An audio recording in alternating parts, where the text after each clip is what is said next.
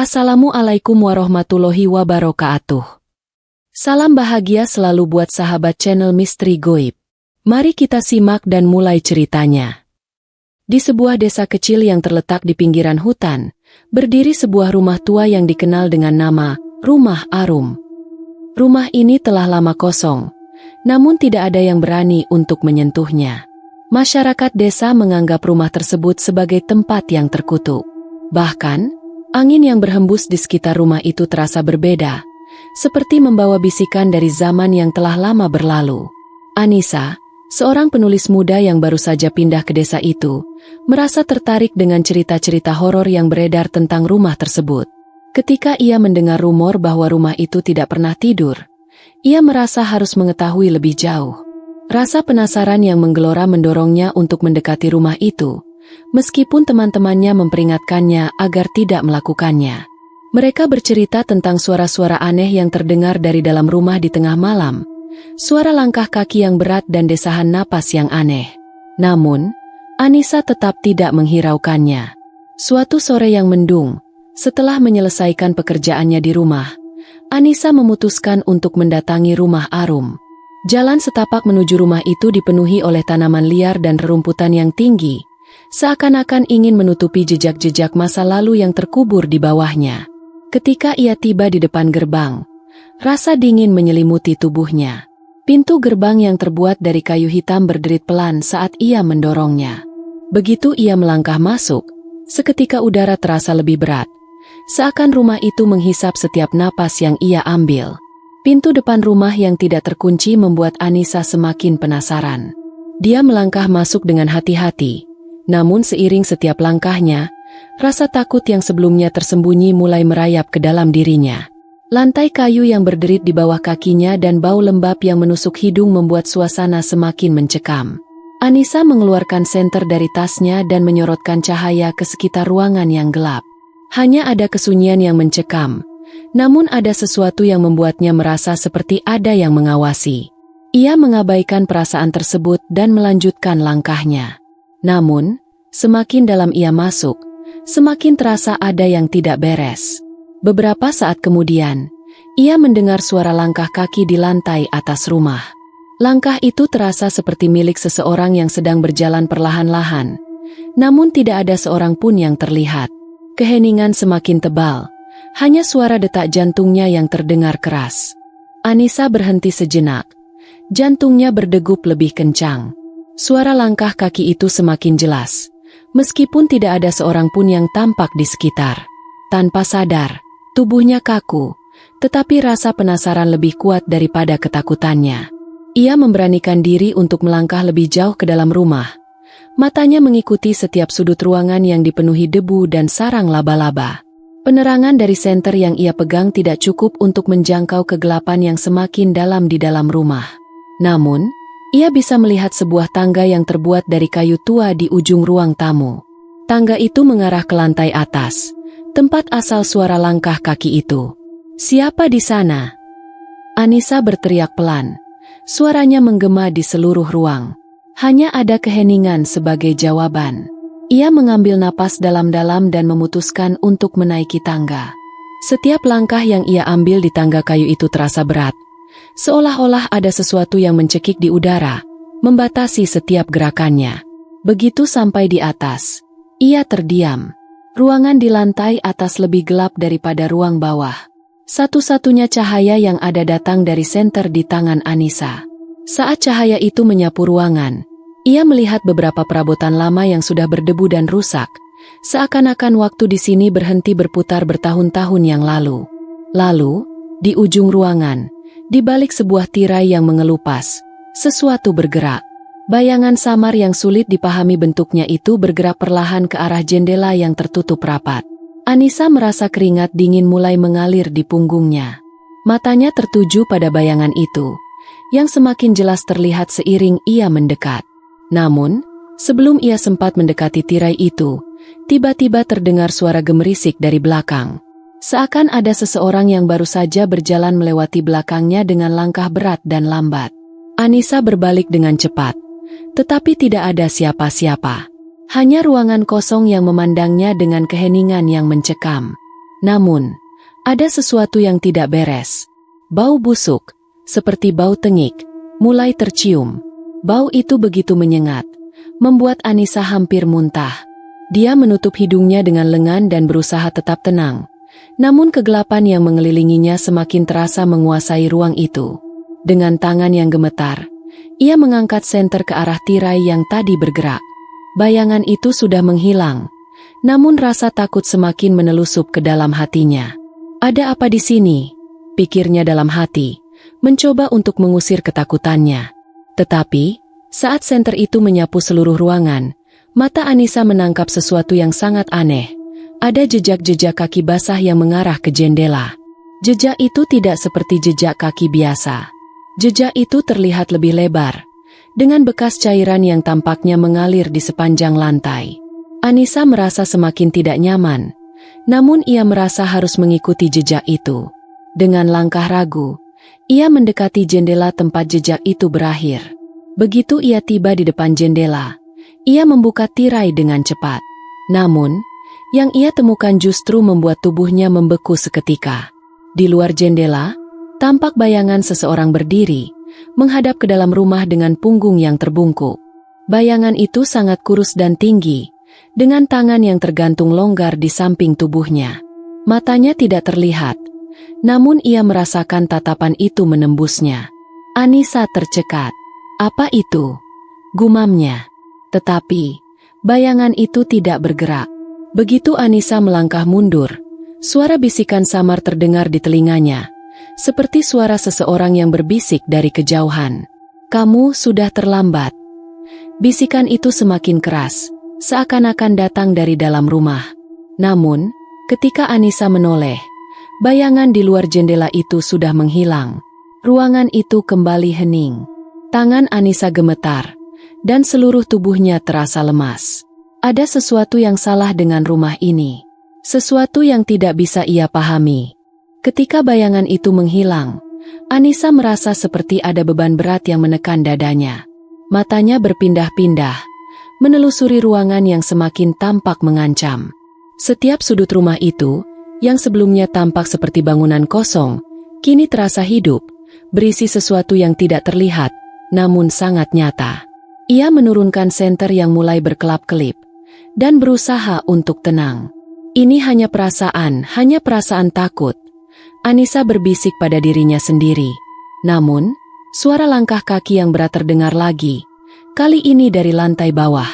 Langkah itu terdengar semakin mendekat, seperti ada seseorang yang berjalan pelan-pelan menuju tangga. Anissa ingin lari, namun tubuhnya terasa seperti terkunci. Ia menginginkan untuk keluar dari rumah itu, tetapi kakinya terasa seperti terikat oleh sesuatu yang tidak tampak. Hanya ada satu pilihan, untuk tetap maju atau terjebak dalam ketakutan yang terus menguasainya. Akhirnya, Anissa memutuskan untuk menuruni tangga dan kembali ke ruang bawah. Begitu ia tiba di ruang tamu, udara terasa semakin berat, hampir menyesakan. Listrik di rumah itu tiba-tiba padam, dan senter yang ia pegang hanya memberi sedikit cahaya. Dalam kegelapan itu, suara bisikan kembali terdengar, kali ini lebih jelas dan penuh kebencian. "Kamu tidak bisa keluar."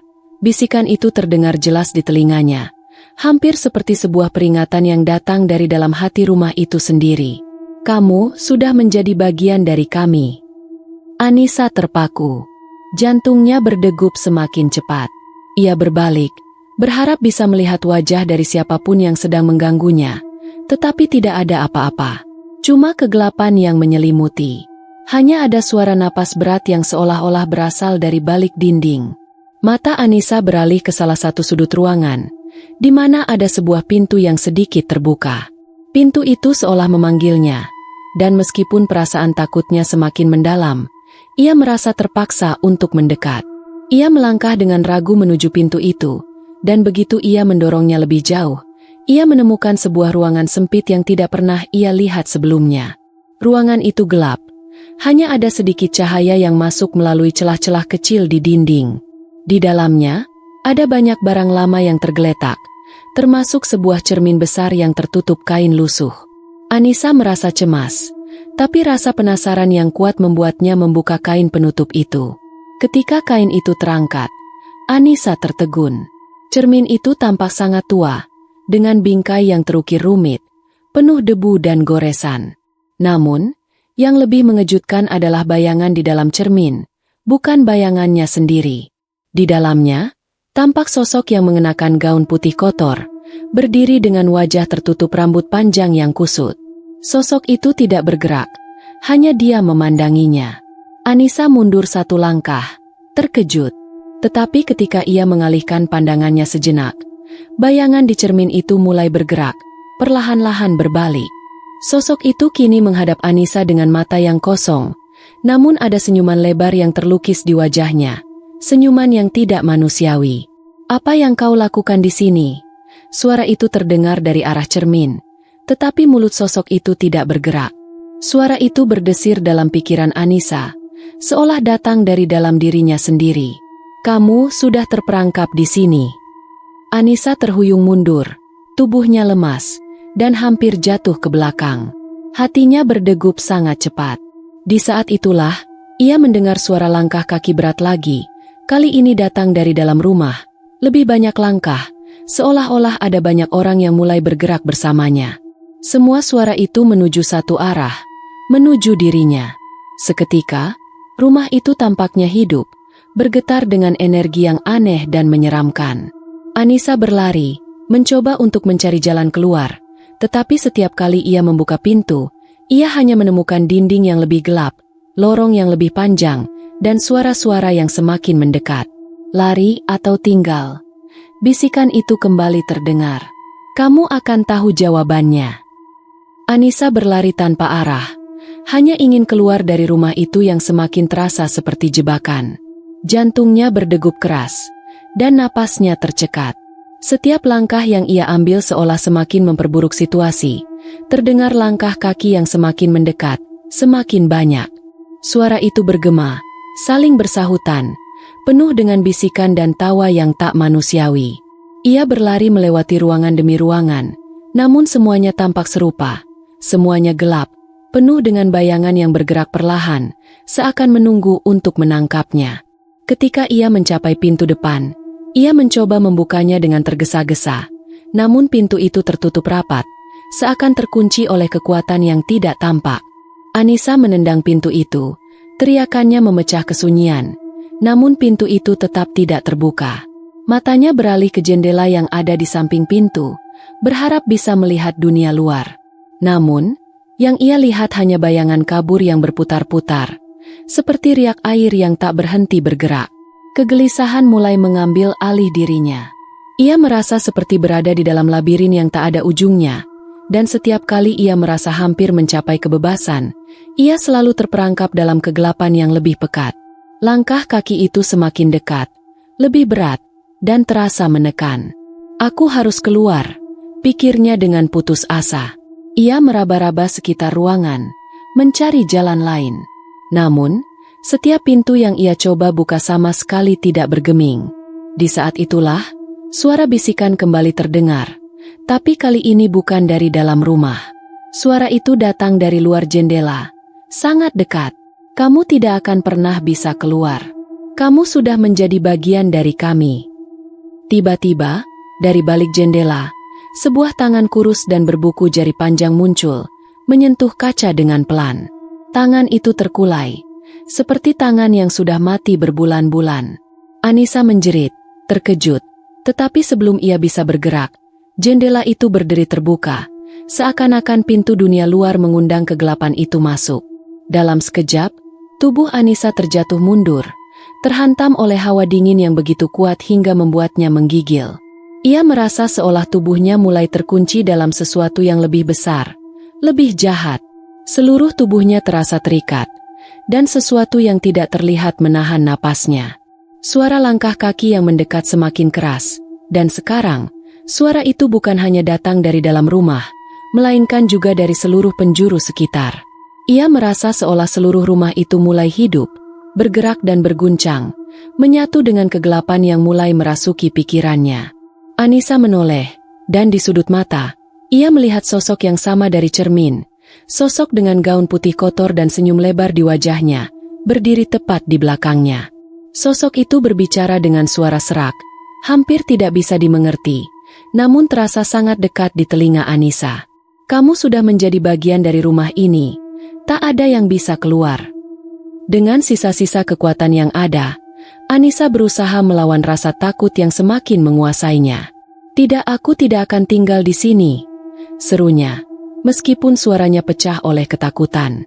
Namun, semakin ia berusaha melawan, semakin kuat pula rasa dingin yang menyelubungi tubuhnya. Tangan-tangan tak terlihat seakan mengikatnya, menariknya ke dalam kegelapan yang semakin pekat. Sosok itu semakin mendekat, dan dengan setiap langkahnya, Anissa merasa semakin terperangkap dalam lorong waktu yang tak ada habisnya. Pada akhirnya, dalam teriakan terakhir yang menggema di seluruh rumah, Anissa tahu, ia telah menjadi bagian dari rumah yang tidak pernah tidur itu. Sebuah rumah yang tak hanya menelan fisik, tetapi juga jiwa. Rumah itu tak pernah tidur, karena ia terus mencari jiwa baru untuk dihimpun ke dalamnya. Dan sekarang, jiwa itu adalah milik Anissa. Ketika mata Anissa tertutup, dunia sekelilingnya menghilang, dan rumah itu kembali sunyi, menunggu penghuni baru yang akan datang, karena rumah yang tidak pernah tidur tidak akan pernah berhenti mencari.